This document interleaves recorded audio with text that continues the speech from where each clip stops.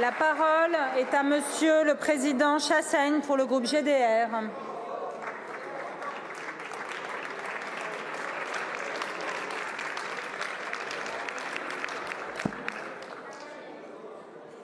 Madame la Première ministre, des millions de Français sont de nouveau dans la rue aujourd'hui, rejetant votre réforme inique de retraite.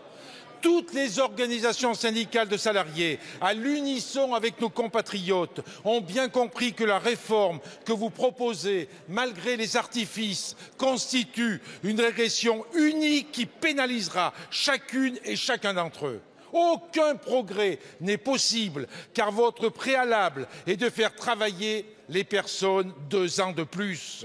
Dans quelques heures, nous reprendrons l'examen de votre réforme par l'article 1er qui supprime les régimes spéciaux, ces régimes spéciaux qui sont pour nous des régimes pionniers. Cependant, il y a un régime très spécial auquel vous ne vous attaquez pas, c'est celui de la finance. C'est le régime spécial de ceux qui peuvent cumuler de super comptes épargne retraite, d'attribution d'actions gratuites, de retraite chapeau, afin de se constituer une belle pension de retraite à l'âge où ils voudront et sans avoir cotisé le moindre euro. Madame la Première ministre, la politique n'est qu'affaire de choix. Vous avez fait les vôtres. Depuis 5 ans, vous dorlotez une minorité et faites peser les efforts sur le plus grand nombre. Vous répétez l'opération avec votre réforme des retraites en demandant à ceux qui ont commencé à travailler tôt, à ceux qui ont des carrières hachées, de travailler 2 ans de plus, pendant que vous refusez toujours de vous attaquer aux revenus financiers qui ne cessent de croître et qui ne cotisent pas. Cette fois, le sacrifice que vous demandez au grand nombre est trop important et les Français ne l'acceptent pas.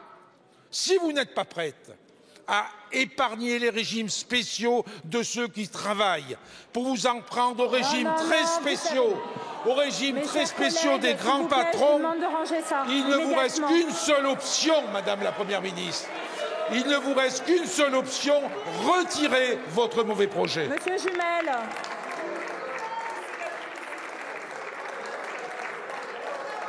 Madame la Première ministre.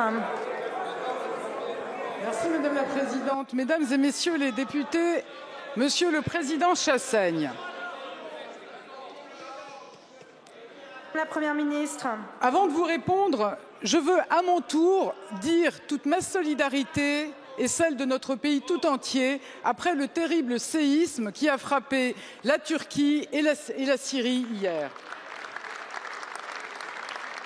Selon un dernier bilan provisoire, il aurait coûté la vie à près de 6 000 personnes. La France est solidaire et agit. Comme l'a annoncé le président de la République, les équipes de la sécurité civile et du centre de crise et de soutien sont parties pour apporter une aide d'urgence sur le terrain. Monsieur le Président Chassaigne, avec votre question, vous démontrez ce que nous disons depuis le début. Si demain, le système de retraite par répartition devait s'effondrer, si nous devions passer à la capitalisation, ce ne sont pas les plus riches, ni les grands patrons qui seraient pénalisés. Ce sont les travailleurs, les salariés, les commerçants, les artisans, ce sont les plus modestes et les classes moyennes, toutes celles et ceux à qui une vie de travail garantit une retraite. Alors, Monsieur le Président Chassaigne, je vous l'ai déjà dit et j'en reste convaincue, nous voulons tous deux préserver notre système de retraite par répartition. Un système qui garantit la solidarité entre les générations. Un système mis en place au lendemain de la Libération, notamment par Ambroise Croizat, ministre communiste du Travail du général de Gaulle. Pourtant, pendant que nous nous battons pour préserver notre modèle social, avec vos alliés de la NUPES, vous refusez la réalité. Vous ignorez la démographie.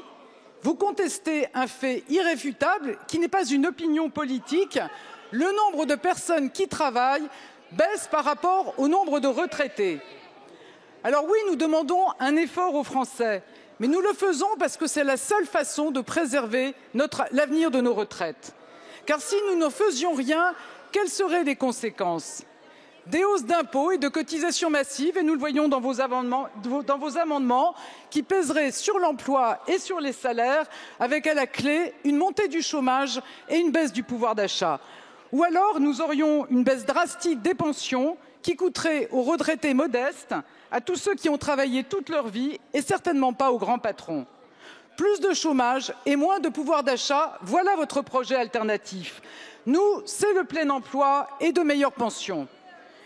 Monsieur le Président Chassaigne, vous défendez les régimes spéciaux. Pour ma part, je crois qu'un chauffeur de bus à Paris, à Vire ou à Clermont-Ferrand doit avoir les mêmes droits. Le même métier doit offrir la même retraite. C'est une question de justice. Monsieur le Président Chassaigne, je finirai par un regret. Sur nos retraites, nous avons eu l'occasion de montrer que nous étions capables de nous rassembler, notamment en adoptant à l'unanimité vos propositions de loi pour revaloriser les pensions des agriculteurs. À l'heure où le débat commence, je suis convaincue qu'il reste des points d'accord à trouver. Je suis convaincue que nous pouvons améliorer ce texte ensemble. Cela passera par le débat, la confrontation d'idées et bien sûr le respect. Les dégradations, les intimidations, ça n'est pas la démocratie. Aujourd'hui, les murs de l'Assemblée nationale ont été dégradés, mais ce sont parfois vos permanences ou vos domiciles. Je veux dire mon plein soutien et celui du gouvernement aux élus concernés, quel que soit leur parti politique. Je vous remercie. Je vous remercie, Madame la Première ministre.